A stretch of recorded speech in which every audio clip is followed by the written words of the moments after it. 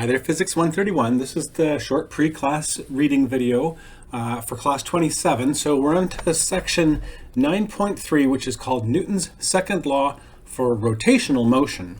And it actually just starts off by considering, I guess, a block of mass mb on a very light stick, and there's an axis of rotation. And there is a torque, but you can just use Newton's second law to find out what the acceleration, the tangential acceleration of that is.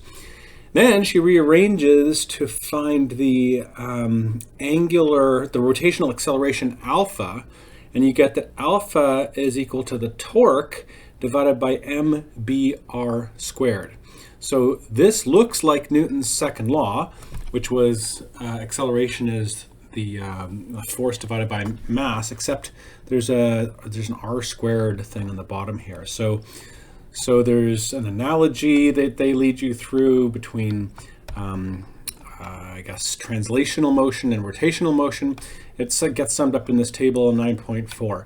So the inertia of a point-like object is its mass. The cause of its acceleration is the net force, and its acceleration is you take that net force, divide it by the inertia, and you get the acceleration in meters per second squared. So the rotational analogy for all of that is that the rotational inertia of an object is mr squared. I guess it's the point-like object. The cause of its angular acceleration is the sum of all the torques. And its angular acceleration is going to be, you take the sum of all the torques and divide it by the mr squared. So that's a point-like object.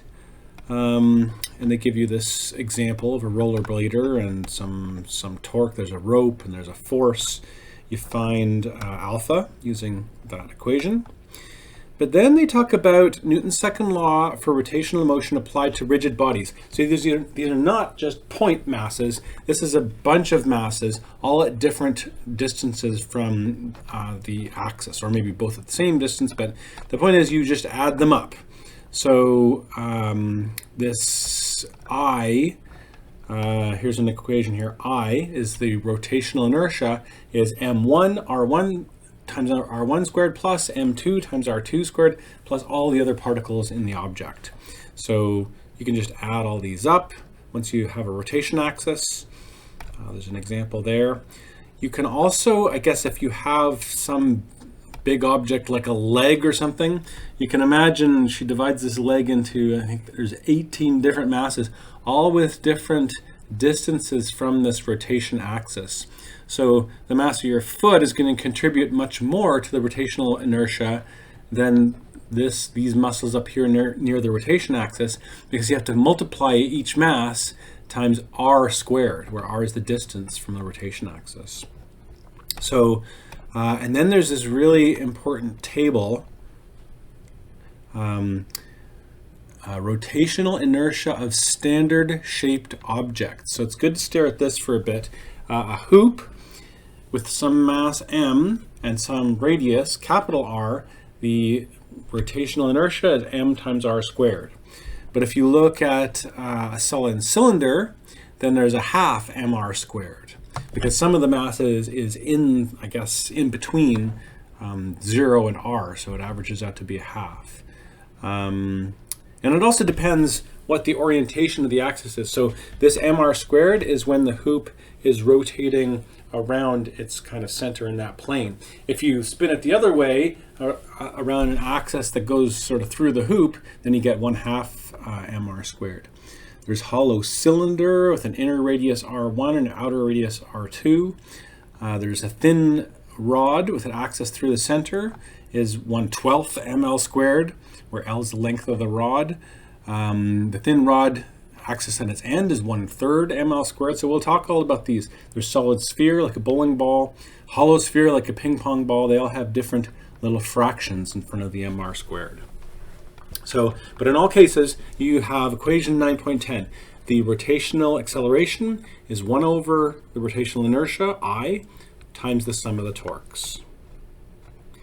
And then there's a pulley problem. So this is back to pulleys here, but now if the pulley itself has some mass and rotational inertia, then it turns out that the tension on both sides of the pulley is not the same. You'll have T1 and T2.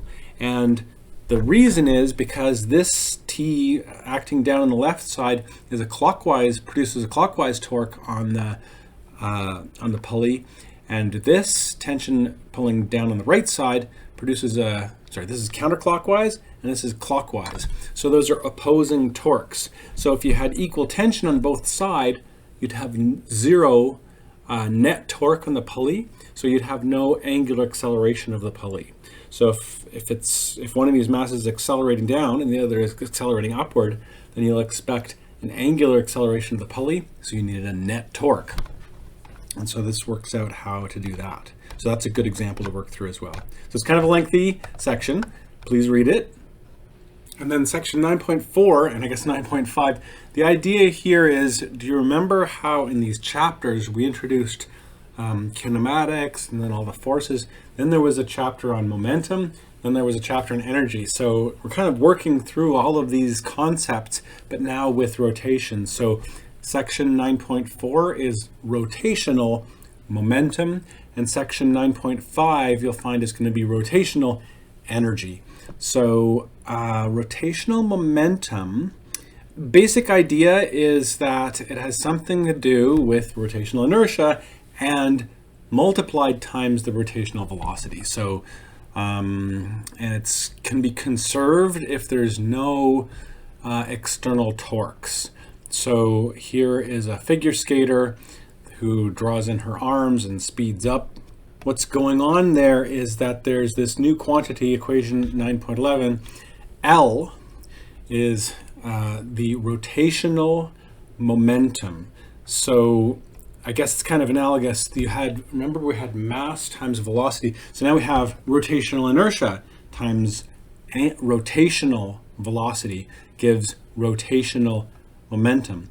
And that, I guess if you're changing your rotational inertia by pulling the mass towards the center, but there's no external torques, then L should be constant. So decreasing I increases omega, and that's why you spin faster when you pull those masses inward.